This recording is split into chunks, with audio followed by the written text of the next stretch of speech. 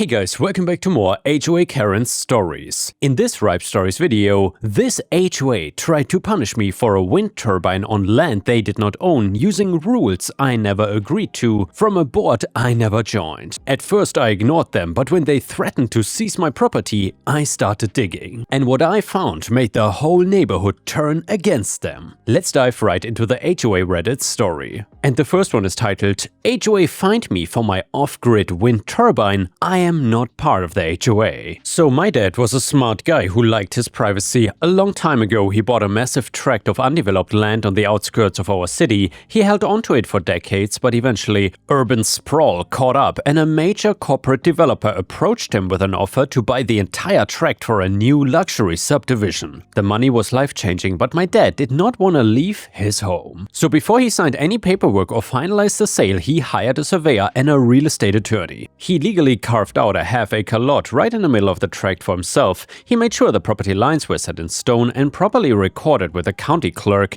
The developer bought the rest of the surrounding land, leveled the trees, built a massive neighborhood, and established a very strict homeowner association to govern the new community. Because my dad had legally carved out his half-acre before the subdivision even existed, our property was completely independent. We were not too far away from the HOA properties, but we're absolutely not part of their HOA. Our deed had zero covenants, zero restrictions, and zero obligations to the neighborhood surrounding us. When my dad passed away, the property went to me, and I'd always wanted to live as independently as possible, so I spent my savings converting the property to run completely off the grid. I put in a rainwater catchment system, dug a deeper well, and installed a heavy-duty solar panel array on the roof. The crowning achievement of my off-grid setup was a modern wind turbine. It was a beautiful piece of engineering. Unlike the massive traditional windmills you see on farms with huge spinning blades, this thing was sleek, compact, and fairly quiet. It provided all the submantle power I needed during cloudy weeks when my solar panels were not pulling their weight. For the first few years after I moved in, everything was perfectly fine. The people in this subdivision mostly ignored me, and I kept my property neat and tidy. I maintained my fence, tended to my garden, and enjoyed the quiet life without a utility bill in sight. Then the HOA held a board election and voted in a guy who decided that he was now the tyrant of the neighborhood. The new board president was a retired corporate middle manager who desperately needed to exercise authority over other people. Within a month of taking office, he started making everyone miserable. I saw him as he walked down the sidewalks, measuring grass height with a literal ruler. He sent out fines to people who left their trash cans out for an hour too long. Naturally, my wind turbine caught his attention.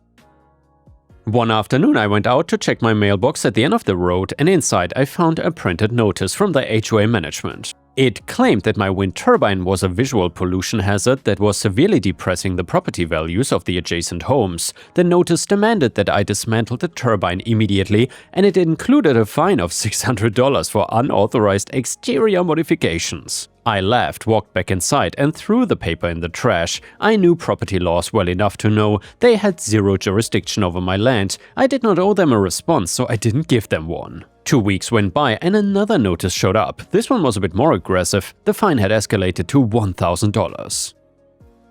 They claimed that I was a menace to the community standards and threatened further action. I threw that one away too. And by the way guys, OP should have sent a letter to the HOA saying that they are a menace to humanity. Anyway, a few days later, I was out in the yard tending to my tomatoes when the board president marched right up to my fence line. He was holding a clipboard and looked absolutely furious. "Excuse me," he yelled over the fence. "Are you just ignoring the notices we've been sending you?" I stood up and dusted the dirt off my hands.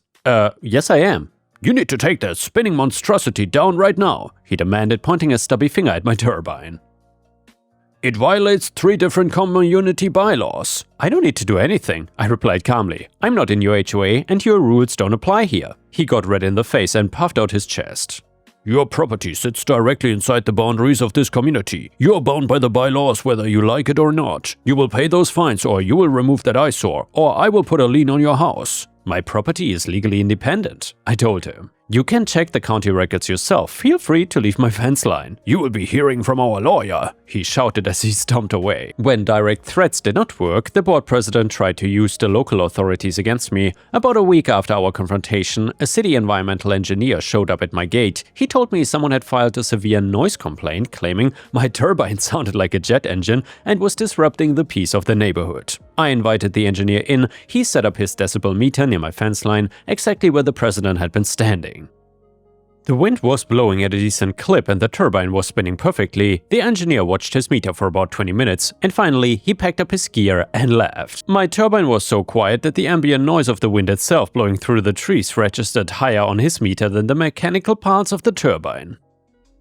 The engineer cleared me completely and closed the complaint on the spot. The following week, a county building inspector showed up. The president had filed a zoning violation, claiming the structure was too tall and lacked proper permits. I brought out a thick folder from my dad's old filing cabinet. The inspector reviewed the county files and saw that my dad and I had pulled every single permit required when we poured the concrete base and installed the mast.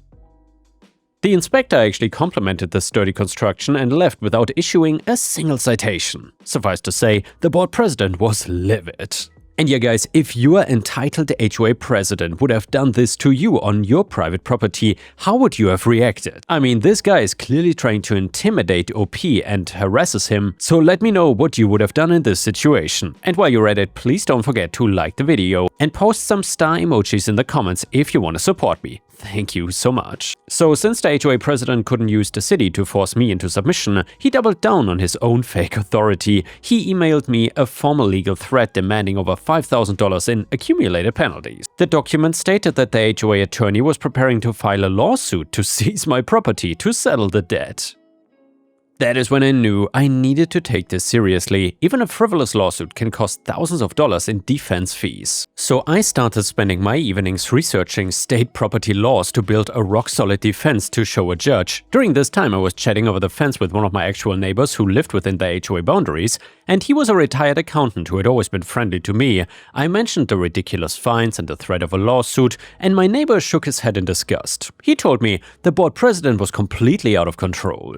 He said the guy was spending an absolute fortune of the community funds on expensive landscaping contracts and aggressive legal fees just to bully people. Then my neighbor said something that changed the entire situation. He casually explained that HOAs are essentially corporate entities because they collect regular dues from residents. They have certain legal obligations to the state and federal government. That got my attention. I thanked him for the chat, went back inside and pulled up the state business registry on my computer and I searched for the HOA's corporate filings. What I found was incredible. The HOA's corporate status was listed in bold red letters as suspended. I printed the page, took it over to my accountant neighbor the next day and I showed him the suspended status. He looked at the paper and started laughing. He explained to me that a suspended status meant the HOA had failed to file their mandatory financial disclosures for years. So then he looked at me seriously. He told me that if they were too unorganized and arrogant to file a basic state form, there was a massive chance they had not filed their federal tax returns either. Because HOAs are required to file Form 1120H with the IRS if they meet certain income thresholds, I did some basic math based on the neighborhood directory. The subdivision had well over 200 homes and every single homeowner was paying steep monthly dues. The HOA was pulling in well over $200,000 every single year. They were so busy policing trash cans and threatening to steal my house that they had completely neglected their most basic legal obligations to the federal government. I did not confront the board president, I didn't send a warning letter or something, I just went right back to my computer. With a little guidance from my neighbor on which forms to use, I compiled a massive file. I included the state registry document showing the HOA suspended activities status, the estimated revenue based on their own published neighborhood directories, and the clear evidence of their financial mismanagement. I filled out the official federal whistleblower forms, especially Form 211. I packaged all the evidence into a neat, undeniable bundle and submitted the tip directly to the Internal Revenue Service whistleblower office. Then I went back to enjoying my off-grid life and I waited. Over a year and a half went by. The wheels of the federal government turned incredibly slow. The HOA kept sending me automated fine notices every month and I just kept using them to light the fire in my wood stove. I honestly started to think the IRS had ignored my tip. Then one Tuesday evening, the neighborhood atmosphere suddenly shifted. My accountant neighbor texted me to say that there was massive panic happening on the community message boards. The HOA board had just called a mandatory emergency meeting for all homeowners at the local community center. The language in the notice was frantic. I decided to attend. I walked into the community center and stood quietly in the back row by the doors. The room was packed with confused and angry residents. The board president stood at the front of the room. He looked physically ill, he was sweating heavily and his face was pale. And his hands were shaking as he gripped the edges of the folding table in front of him. He cleared his throat and announced that the HOA had been subject to a surprise comprehensive federal audit.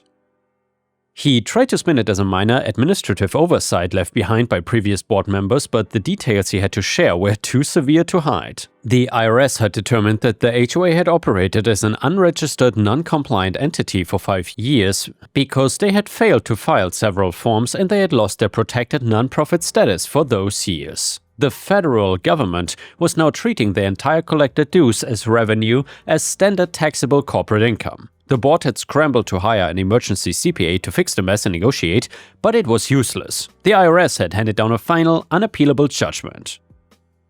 With 5 years of back taxes, severe late filing penalties, and compounded interest, the HOA owed the federal government over $80,000 and the bill was due immediately. A woman in the second row stood up and demanded to know how they were supposed to pay an $80,000 tax bill when the community reserve fund was nearly empty from paying lawyers and landscapers. The board president swallowed hard. He looked at the floor and admitted the terrible truth. The only way to satisfy the federal tax lien and avoid having the community's assets seized was to levy a massive, immediate special assessment on every single homeowner. Every family in the subdivision was going to have to write a check for thousands of dollars out of their own pockets to cover the board's gross negligence. The homeowners went crazy.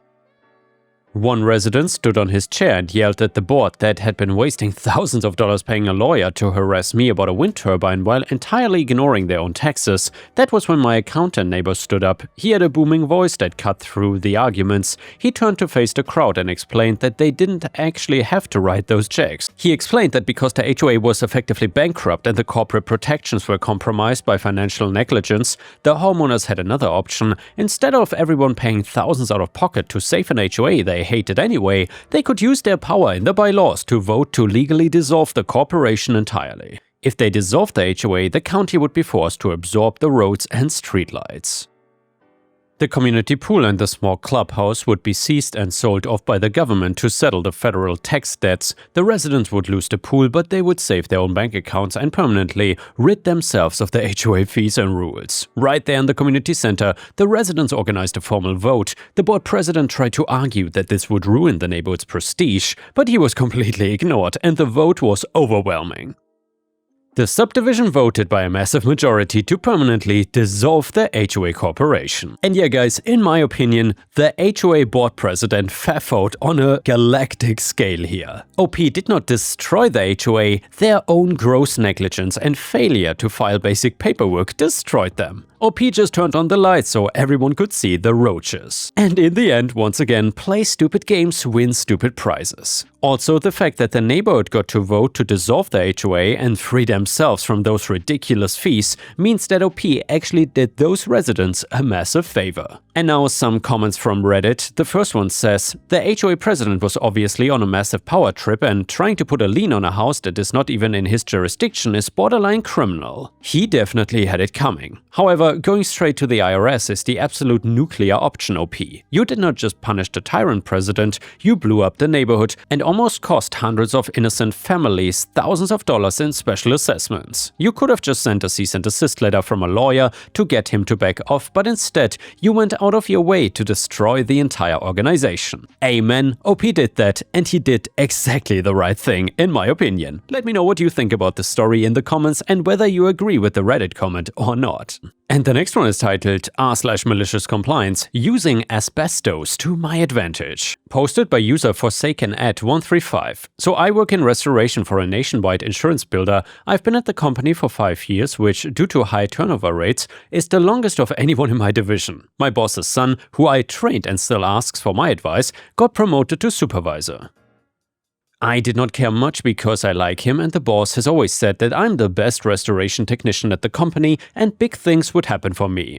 In my 5 years at the company, I've handled multi-million-dollar jobs. Spent almost a year working interstate on major disasters, floods, cyclones, etc., and am seen by the other site-based employees as a leader and the most knowledgeable in regards to our industry. I even have near-perfect scores on my qualification exams. I have received awards through the company acknowledging my efforts and commitment. I know I sound like a wanker here, but I'm the best the company has to offer, and the division has tripled in size since I've been here. I also do the vast majority of overtime and on-call emergency works. Every year in my annual review, I've suggested that we implement some new roles, as all site staff, with the exception of my boss's son, have the job title of technician, no hierarchy whatsoever. So then I suggested we needed a team leader or senior technician or supervisor who can be across all projects to prevent mistakes and have consistency in how we handle everything. I also suggested we have an estimator to provide the quotes on each job, as there's too much variation in all techs doing their own quotes. Every year when I've brought this up, I've been told that this is the plan as the business grows and I'm at the top of the list for promotion. Then, cut to mid-2025, 2 new management positions are created in the office and 2 of our office staff are promoted. Then, without any kind of announcement or application process, the next most experienced technician is promoted above me to the newly created supervisor/estimator role. To be fair, this guy is an absolute F-wit who constantly gets away with work that doesn't comply with industry standards and instructs newer staff to forget the standards and do what he says, and then when it inevitably screws up and we get complaints from insurance companies or clients, he blames the newer technicians and says he never told him to do it that way. This guy is wetting framework with chemicals before moisture checks so he can install drying equipment and bill for it. Or he will order us to install industrial fans in mold-affected areas, which will just blow spores around and contaminate the entire building. Additionally, our division absorbed the other restoration division within the company, so we have 3 new technicians that get to be senior or leading technicians and get paid $10,000 more than I do. And yeah, I am pissed. The company then holds applications publicly for a restoration supervisor who will balance out the estimator because they know he is an idiot. So I applied for it and was told that the position was not going ahead. Then they immediately hired someone. I complained to HR about this and they set up a meeting with the boss, who basically told me to get a haircut and I look too young and immature to have a higher position. I'm 32 by the way, and that I'm too valuable in my current role. So with all that context, sorry I know it's a lot, let's get into the malicious compliance. Now, being forced to take orders from a guy who ignores the industry standards, I've been asking for his instructions in writing on every job because I'm just a technician, I don't know better, and then including those instructions in my reports. I have created a paper trail of this guy ignoring standards and defrauding the insurance companies. Next, our company has a zero contact with asbestos policy. If any material that can potentially contain asbestos is found within the work area, we must immediately stop work, shut the site down, install signage and request testing and removal. Yes, technically, in Australia, you can remove up to 3 square meters without a ticket, but company policy is company policy. Asbestos in Australia is handled very similarly to mold, so I already have the required PPE and asbestos-grade bags to deal with it, and used to just sort it out myself if it was a tiny piece of cement sheeting in a floor or wall cavity. But for almost the past year, anytime I've uncovered even the tiniest bit of cement sheeting or old glue, I have shut down the entire site and delayed jobs for weeks at a time and cost the company thousands of Australian dollars. I even do it for old shiny paint because it could contain lead, right? If I'm removing a floor, I'll send a message to the supervisor/estimator asking if I must rake all soil under the flooring and really just go digging for anything I can take a photo of and justify shutting the site down. Then put it back on him like, you said I had to, when I know if it weren't in writing, he would just hide it. You would be amazed at how often I can do this. I could literally throw a dart at a map and the house I hit would have some suspicious material somewhere on the property. So yeah, I've been doing this for quite a while, and I also stopped doing overtime unless I actually need the money. At this point I'm just going through the motions for the next 2 years until I can get my long service leave, and then I'm just gonna look for another job. Nothing has really come of my malicious compliance yet. I will update if it does, but for now I'm playing the slow game. If one of these guys above me quits or gets fired, maybe they'll offer the job to me, but at this point they can get screwed. If I get fired, so be it.